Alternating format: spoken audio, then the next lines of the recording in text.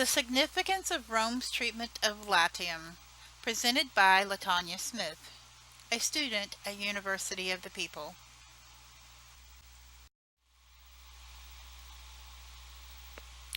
A Legendary Beginning, the story of Romulus and Remus. Legend has it that after the Trojans were defeated, hero Aeneas went to the Italian shores, where the gods revealed to him through omens that Latium would be the capital of a great empire. In this coin, Aeneas is seen carrying his father and leading his son to this new land.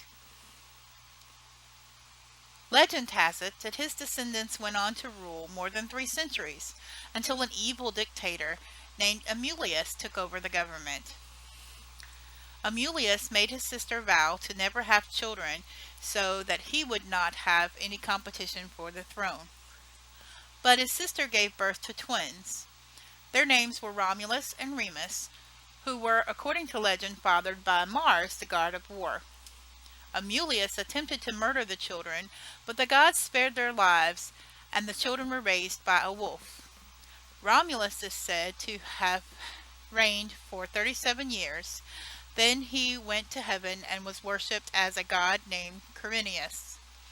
After his rule came that of Numa Pompilius, then Tullus Hostilius, and then Ancus Marcius. Under Ancus Marcius' leadership, Rome defeated many of the Latin territories, annexing them into Rome.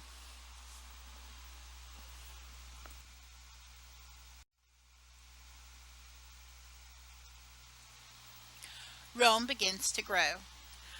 Rome began to grow bigger and bigger. It conquered the territories around it. Campania was at war with the Samnites and had asked Rome for their help in defeating their enemy.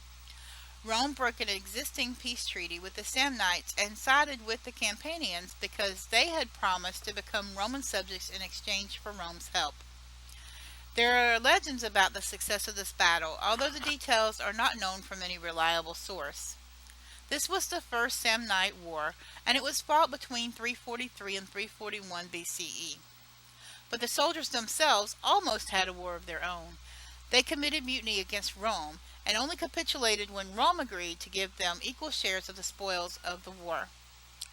Eventually Rome formed a treaty with the Samnites and began to prepare itself to go to war to defeat Latium.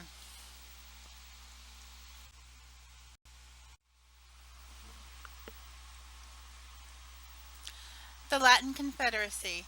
Originally Rome was the head of the Latin Confederacy.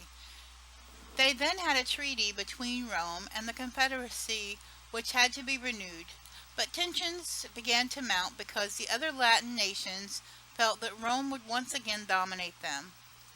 They sent an ambassador to Rome to ask for equality with the Romans. They wanted to be one republic with a government consisting equally of Latin and Roman citizens. This offer was refused.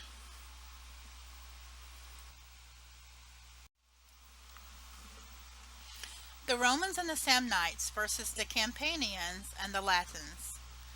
The Romans and the Samnites, now allies, fought against the Campanians and the Latins. In the painting pictured here is depicted the story of Manlius. He is said to have been the son of a Roman commander who disobeyed his father's orders to fight against a soldier from the enemy camp. He won the battle and brought his father the fruits of victory, but instead of a reward, he was given a death sentence by his own father for disobedience. The story may have been true, fiction, or a mixture of the two, but either way, it does tell us something about the Roman sense of patriotism. Another consul is said to have sacrificed his own life for victory in this war.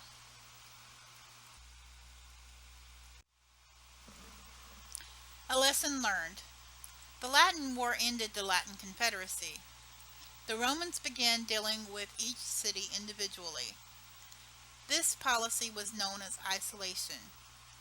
They viewed the people in their territories as perfect or imperfect citizens and granted rights accordingly. Some towns were annexed into the Roman state.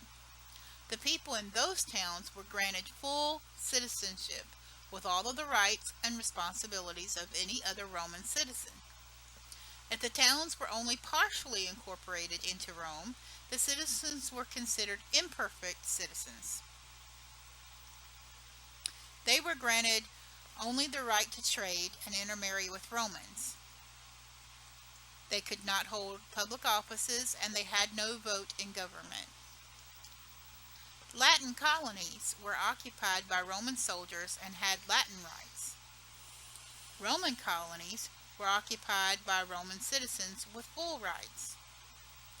Then there were also dependent allies who maintained their own local sovereignty and were not part of Rome, but they had peace treaties with the Romans. When the Romans began to show a greater respect for the people surrounding them and built relationships with them, rather than focusing on conquering and subjugating them, they began to grow in unity and peace. I believe the Romans learned an important lesson in diplomacy. You can grow by conquering your surrounding nations, but you can also grow by taking other nations in, letting them join you as full citizens, or forming a mutually beneficial relationship with them. A friend of mine once said, "There are two ways to have the biggest house in town. One is to build your own house, or the other is to tear everyone else's down." And I think that through building a better relationship with their neighbors, the Romans started building their own house rather than tearing others down.